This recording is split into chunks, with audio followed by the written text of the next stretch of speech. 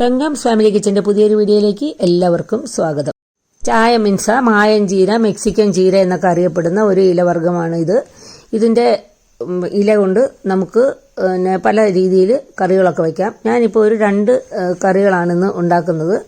ചീരയെക്കാളും 3 ഇരട്ടി ഗുണങ്ങളുണ്ടെന്നാണ് പറയപ്പെടുന്നത്. പിന്നെ രക്തസമ്മർദ്ദം, ഷുഗർ, കിഡ്നി സ്റ്റോൺ ഇതിനൊക്കെ ഉള്ള നല്ലൊരു പ്രതിവിധിയാണെന്നാണ് പറയപ്പെടുന്നത്. കിട്ടുമെങ്കിൽ ഇതിന്റെ ഒരു കൊമ്പ് നിങ്ങൾ നട്ടുപിടിപ്പിക്കുക. എന്തായാലും ഇത് നല്ലൊരു ഇലക്കറിയാണെന്നുള്ളത് ഞാൻ 3-4 പ്രാവശ്യം ഉപയോഗിച്ചതിൽ നിന്ന് മനസ്സിലായിട്ടുണ്ട്. നല്ലൊരു ടേസ്റ്റുള്ള ഒരു ഇലക്കറി തന്നെയാണ്. അപ്പോൾ ഇതിന്റെ കൊമ്പ് ഒടിച്ച് നട്ടിട്ടാണ് നമ്മളിത് പുതിയ ചെടി ഉണ്ടാക്കിയെടുക്കുന്നത്. അപ്പോൾ ഇത് നിറച്ച് ഇലകൾ ഉണ്ടാകുന്ന ഒരു ചെടിയാണ്. ഇതൊരു ചെടി ഉണ്ടെങ്കിൽ നമുക്ക് കുറേ കാലം ഉപയോഗിക്കാം. ഇതുപോലെ ഓരോ ഇലകൾ വേണം മുറിച്ചെടുത്തിട്ട് നമുക്ക് ഉപയോഗിക്കാൻ. ഇതിന്റെ ഇലയൊക്കെ മുറിച്ചെടുക്കുമ്പോൾ അവിടെ ഒരു കറയുണ്ടാവും, ഒരു വെളുത്ത ഒരു കറയുണ്ടാവാറുണ്ട്. അതുകൊണ്ട് ആ കറയുള്ള ഭാഗങ്ങളൊന്നും ഞാൻ ഉപയോഗിക്കാറില്ല.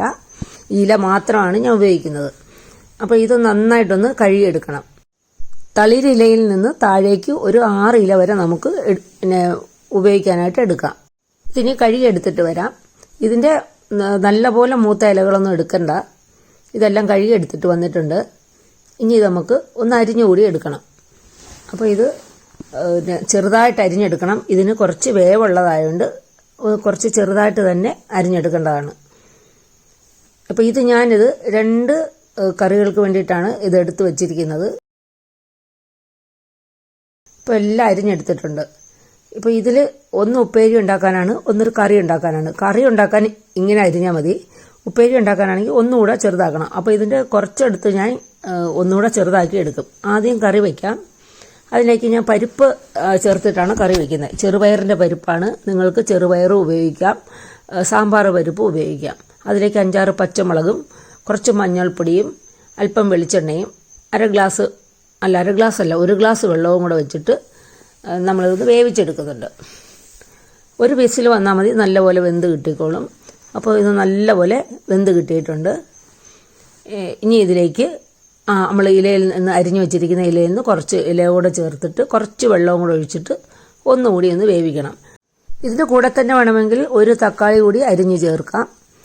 അപ്പോൾ കുറച്ച് വെള്ളവും കൂടെ ഒഴിച്ച് ഒന്ന് വേവിച്ചെടുക്കാം. ആ സമയം നമുക്കൊന്ന് അരച്ചിട്ട് വരാം. അതിനായിട്ട് ചെറിയ ഉള്ളിയോ സവാളയോ 2 കഷ്ണം എടുക്കുക. ആവശ്യത്തിന് തേങ്ങ എടുക്കണം. കുറച്ച് ജീരകം എടുക്കണം.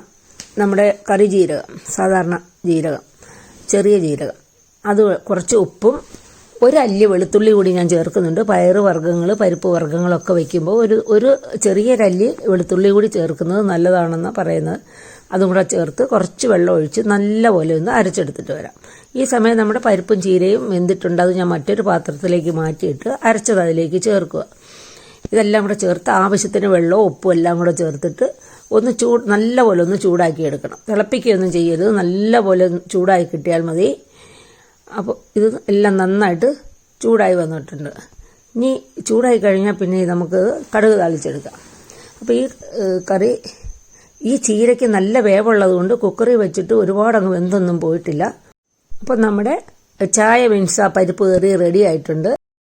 ഇനി നമുക്ക് ഉപ്പേരിക്ക് അരച്ചെടുക്കാം. 5-6 പച്ചമുളകും 2-3 കഷ്ണം ഉള്ളിയും 1 വെളുത്തുള്ളി അല്ലിയും കുറച്ച് തേങ്ങ. ഇപ്പോൾ വെളുത്തുള്ളി ഉപയോഗിക്കാത്ത ആൾക്കാർക്ക് ഉപയോഗിക്കേണ്ട, നിർബന്ധമൊന്നുമില്ല. കുറച്ച് മഞ്ഞൾപ്പൊടിയും ഉപ്പും കൂടെ ചേർത്തിട്ട് ഒന്ന് ചതച്ചെടുത്തിട്ട് വരാം.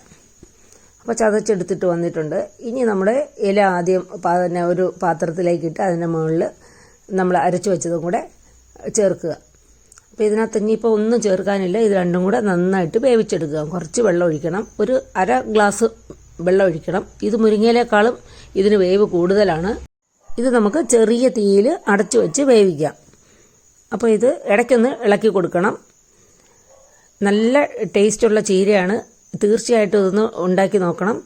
അതുപോലെ കുറച്ച് വേവുള്ള ചീര ആയതുകൊണ്ട് ആദ്യം തന്നെ വെള്ളം കൂടുതൽ തന്നെ വയ്ക്കണം. അല്ല ഇടയ്ക്കിടയ്ക്ക് വെള്ളം ഒഴിച്ചാൽ ചീരയുടെ കളറ് മാറിപ്പോവും.